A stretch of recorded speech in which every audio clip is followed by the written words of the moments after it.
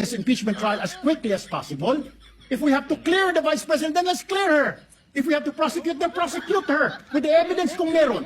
Not waste our time kung ano-ano sinasabi natin dito to protect ourselves. Impeachment court was established to try the Vice President of the Republic. Ang punto ko po rito, kasi napapansin ko po ilang araw na nagagamit po natin ang impeachment court, ang oras po ng impeachment court sa pagpapaliwanag. Naintindihan ko po ang posisyon ng aking kaibigan, si Senador Robin Padilla, yung kanya pong frustrations. Pero gusto ko lang po sa ipaalala sa ating presiding officer, sa ating po Senate President, at matanong ano po ba ang ating ginagamit na rules ngayon? O pwede po ba yung mga problema po labas sa Vice President ay dadalhin natin dito? Di po ba ang korte na ito na itatag para po sana kay Vice President at kay Vice President lamang? Mga ebidensya, mga testimonya, mga pahayag patungkol lamang po sana sa impeachment ng Vice President. Kasi dito pong mga nagdaang araw, Mr. Presiding Officer, Senate President, mga kasama, napansin ko po na nagagamit ang oras po ng impeachment court sa pagtatanggol po ng mga nakaraang araw ng sarili ng ilan sa mga kasamahan natin sa mga akusasyon. This is not the right forum and the right venue and not the right time to explain your situation. Kung gusto po ninyong mag-explika ng inyong mga saloobin, problema, maaari naman po ninyong gawin yan sa labas po ng oras ng impeachment court. Maaari pong sa press conference, nandyan naman po ang Senate media. Anytime po, nandun sila sa Senate briefing room, press briefing room. Maaari din po sa Facebook o sa YouTube magpaliwanag. Huwag po nating gamitin ang oras ng impeachment court sa pagpapaliwanag o sa pagtatanggol ng ating mga sarili simula pa po noong nakaraang linggo. Because the time we waste here to defend ourselves, defend what we believe or what have you, is an injustice to the Vice President. Yung oras po na ito dapat ilaan natin sa pakikinig sa depensa ng Vice Presidente, sa mga akusasyon laban sa Vice Presidente, hindi po pagdidepensa sa mga sarili natin kung tayo inaakusahan ng kung anong mga ahensya, kung tayo po ay may mga kaso, may mga investigasyon.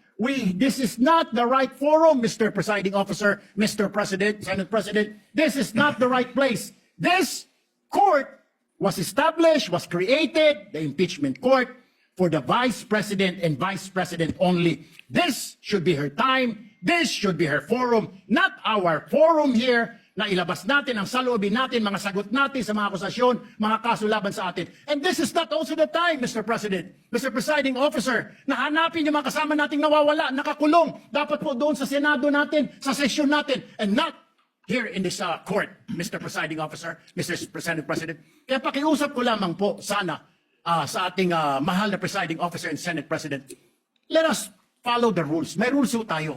Kung hindi naman ho patungkol sa Vice President na sasabihin natin, hindi naman po patungkol sa depensa o prosekusyon ng Vice Presidente natin, then wag na ho natin payagan na magsalita pa po dito because nasasayang. Because every minute, every hour that we waste away from the defense or from the prosecution of the case of the Vice President, it is injustice. It is called injustice to the Vice President, to her family, yung anguish, yung kanyang sama ng loob, yung oras na nakabinbin ang kaso na ito. Let us do this impeachment trial as quickly as possible. If we have to clear the Vice President, then let's clear her. If we have to prosecute, then prosecute her with the evidence kung meron.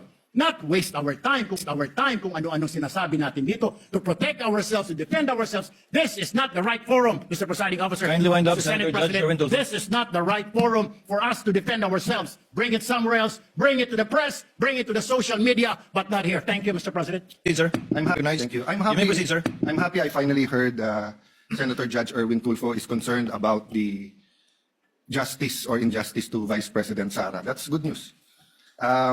Regarding the waste of time here, sabi ni Senator Joker Arroyo, it is useless to argue a legal point with a non-lawyer.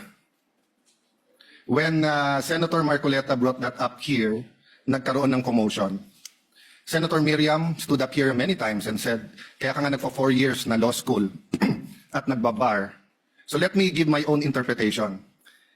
The impeachment court is formed with lawyers and non-lawyers. And we interact, and it's for everyone, and we're equal.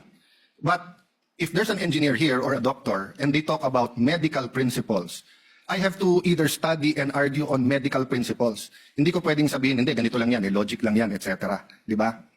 So, ang legal principle natin today is simple, integrity ng court. So, allow me to mention that to the people and help educate my colleague here. The integrity of the court and the justices or judges is always relevant. So if the Supreme Court or COMELEC, Court of Tax Appeals, Sandigan Bayan is being heard, and the judges are being threatened, you give them time. So we cannot take the impeachment out of context. May nangyayaring flood control scandal, may nangyayaring gulo sa Team Unity na hindi na united ngayon. We consider Senator Marcoleta and Senator Jinggoy political prisoners, weaponized yung Blue Ribbon Committee at weaponized yung ano. So Mr. President, hindi tama na sabihin na I wasn't, after we brought up the problem with NBI, they doubled down, na gumawa pa ng task force. I mentioned 2 colleagues sa Salen, I didn't accuse them. Sabi ko lang, just like Vice President Sara, just because tumaas ang Salen, can we already ask for the BIR, for the AMLA and the bank accounts?